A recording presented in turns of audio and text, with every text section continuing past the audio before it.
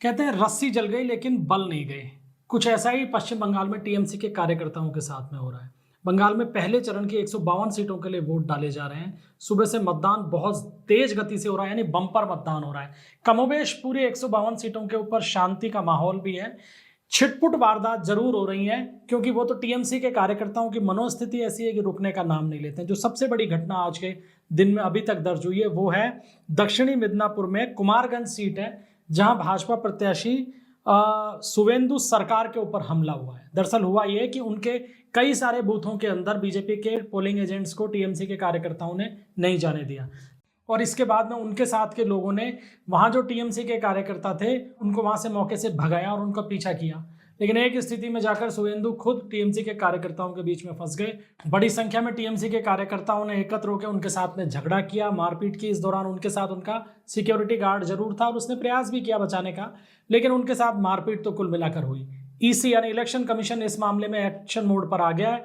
उसने तमाम जो चेहरे आइडेंटिफाइड हो रहे हैं वीडियोग्राफी के अंदर, उनके अरेस्टिंग के आदेश दे दिए हैं, और आगे क्या कार्रवाई होती है इसका इंतजार जरूर रहेगा। इसके अलावा कुछ एक जगह पे और फसाद की खबरें हैं। मुर्शिदाबाद के नौदा में टीएमसी और हुमायूं कबीर के कार्यकर्ता आपस में भिड़ गए। दरअसल नौदा में देर रात देसी बम फेंकने की एक घटना हुई थी, जिसमें कुछ लोग घायल भी हुए। जब इसकी सूचना हुमायूं कबीर को मिली तो वो सुबह वहां मौके पर गए। अपने कार्यकर्ताओं से उन्होंने बातचीत करने की कोशिश की, लेकिन वहां पहुंचते ही टीएमसी के कार्यकर्ताओं ने उनकी कार पर हमला किया। कार में भी तोड़फोड़ की, उनके साथ में भी छीना झपटी हुई, मारपीट भी हुई उनके कार्यकर्ताओं के साथ। हुमायूं कबीर इसके बाद धरने पर भी बैठ गए। तो कुल मिलाकर इस तरीके की छुटपुट वारदातें चल रही हैं बंगाल में, इनको नहीं रोका जा सका है। बाकी कुल मिलाकर पूरे प्रदेश में अभी तक जब हम ये वीडियो शूट कर रहे हैं, करीब आप ये मान के चलिए कि 2:45 बजे का समय है, तो तब तक इन 2-4 छुटपुट वारदातों को छोड़कर बाकी शांति है और बम्पर मतदान हो रहा है बंगाल में।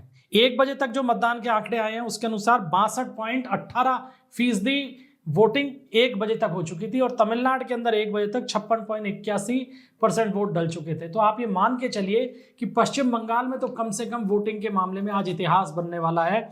अगर पिछले आंकड़ों पर हम गौर करें तो 2021 के अंदर सबसे ज्यादा मतदान हुआ था बंगाल में 83.17%। 2016 में हुआ था 82.66%। और ये जो गति इस बार बता रही है मतदान की कि 21 का रिकॉर्ड टूटने वाला है और 85% का आंकड़ा छू सकता है इस बार मतदान।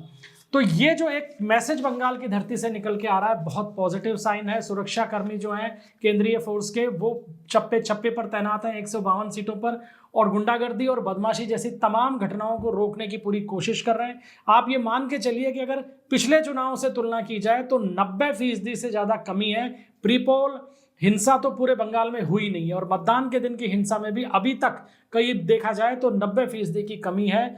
लगभग सभी जगह पर वोटर्स की लाइन लगी हुई है, वोट कास्ट कर रहे हैं, लोग जा रहे हैं। कुछ एक शिकायतें भी आई हैं, जैसे सिलीगुड़ी के बूथ नंबर 235 से एक युवती की शिकायत आई कि वो जब वोट डालने पहुंची तो पता चला उसका वोट पहले ही डाला जा चुका था। इसके बाद में इलेक्शन कमीशन को इस बारे में भी शिकायत की गई है।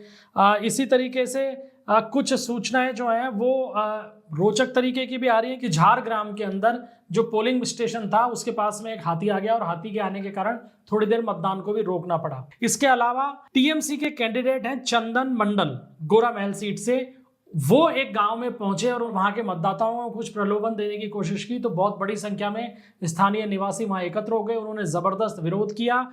उनका और टीएमसी के कैंडिडेट को वहां से बैरंग वापस लौटना पड़ा। तो लोग खुलकर बाहर आ रहे हैं, और इस तरीके की बदमाशियां या जो जिस तरीके का एक क्या कह सकते हैं कि दहशत का माहौल बनाने की कोशिश की जाती है हर बार पश्चिम बंगाल के चुनाव में, वो स्थिति फिलहाल देखने को नहीं मिल रही है। मालदा में भी कुछ जगह पे ईवीएम खराब होने की सूचना भी आई, लेकिन उसके अलावा कमोबेश स्थिति यही है कि पोलिंग चल रही है। लगातार तेज गति से लोगों का मतदान केंद्रों पर पहुंचने का और वोट करने का सिलसिला बना हुआ है। और जिस तरीके का भारी मतदान पश्चिम बंगाल में हो रहा है दोस्तों, आप ये मान सकते हैं कि पश्चिम बंगाल में बदलाव की बयार बह रही है, क्योंकि वोटिंग के मामले में तो अब ये तय है कि पश्चिम बंगाल एक नया इतिहास इन चुनावों के अंदर रचने जा रहा है।